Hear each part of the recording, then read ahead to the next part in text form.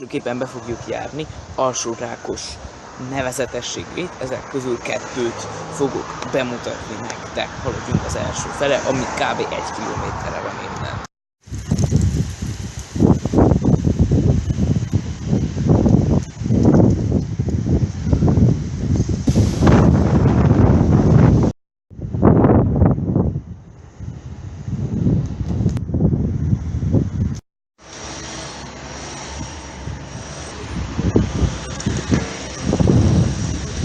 A Paskás strandban, Budapest legfiatalabb fürdője, amiben most újonnan egy gyógyfürdőt is beleterveztek. Ugye itt egy 71 fokos feltő termált víznek köszönhetően létrehoztak most egy fürdő bővítést, és mögöttem egy építkezés van, a Kordia Termál lakópark 2-nek az építése, ahol ugye a termálvíz van.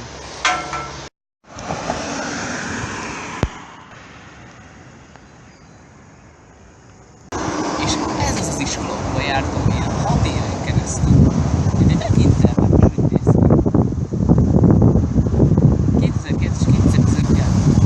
1911-ben épült az iskola, egyszerséget levert, legalább 2 milliárdszor megszólalt az a rohadt tűzjelző. Olyan érzékeny volt. És nagyon sok híres ilyenké voltak, de többek között így a mai énekesek között is vannak, hogy halászodi, nem tudom, hogy mennyire tekintjük mai énekesek, de egy halászodók is ebben az iskolában jár. Érdekel így a történet részletesebben, megnézhetitek az oldalon.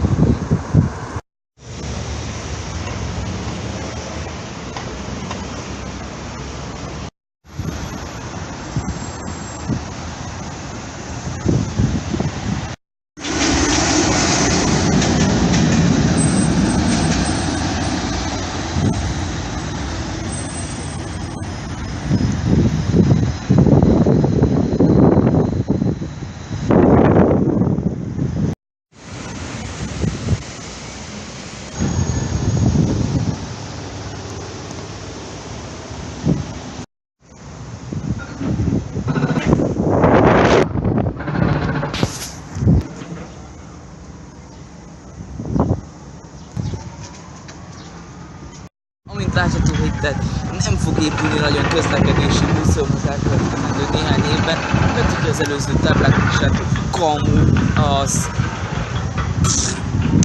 Szóval...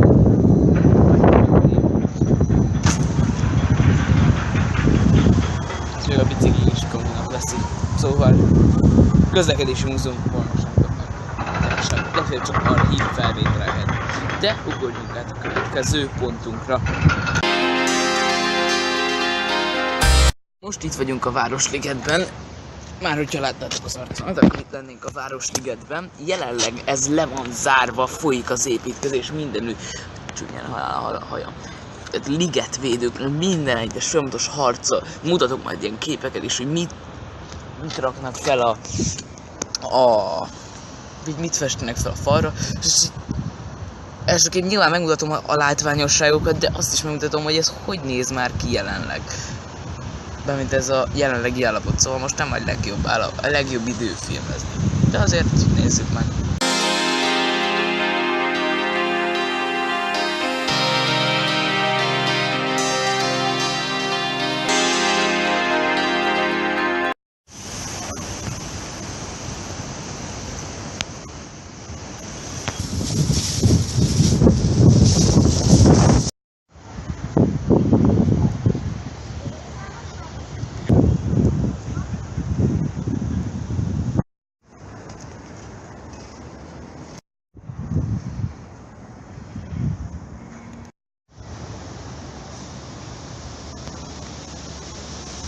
Én azt, hogy mit tud ezekről a Wikipédia. Csináltam mindegyikről amúgy egy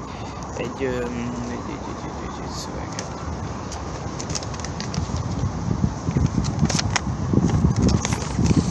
Tehát ide el vannak amúgy írva, hogy mit kéne mondanom teljes egészében. De jelenleg a Városligetet megnézzük. Vajdahunyad vára, amit egyenlőre itt láttatok. Anonymous szobor, ahol most állunk. Az Anonymous, avagy Belle Regis Notarius, Belle alatt Bélát is lehet érteni, Harmadik Béla jegyző volt, és egyben Geszta Hungarorum, az a magyarok viselt dolgainak írója. Legutóbb bemutatott templom, és az a zárt terület, az a Jáki kápolnához tartozik, és azt hiszem a Jáki templomból lett mintázó, hogy hát ez eléggé érdekesen, mert ugye az eléggé nagy mintakép, a festők, a szobrászok, minden ilyen művészeti egyébben. Következő a mezőgazdasági múzeum, ami pont előttünk van, az egy 1896-ban, tehát a millenniumra épült múzeum, bemutatja a Habsburg Birodalomnak a kincseit, mert ugye úgy volt elkönyvelve nálunk, mint egy mezőgazdasági ország. És, ahogy fogalmaztam, 1896-ban a millennium emlékére épült. Bemutatta a millenniumon, hogy a Habsburg Birodalom egy mezőgazdasági ország volt. Legalábbis annak volt elkönyvelve. A mai napig több százezer látogatója van a múzeumnak. Most ugorjunk át a Hősök terére, és ott megnézzük a szobrokat egyenként. Tartsatok fel!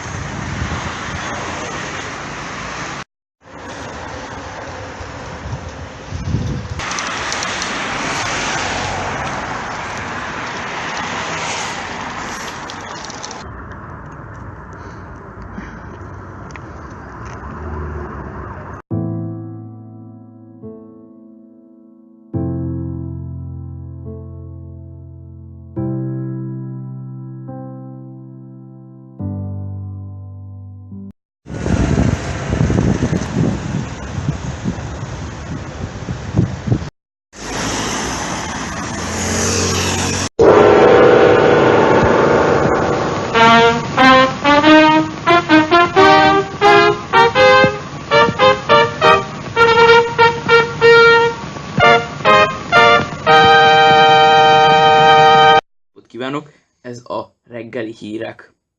Egy nagyon fontos hírrel kezdenénk.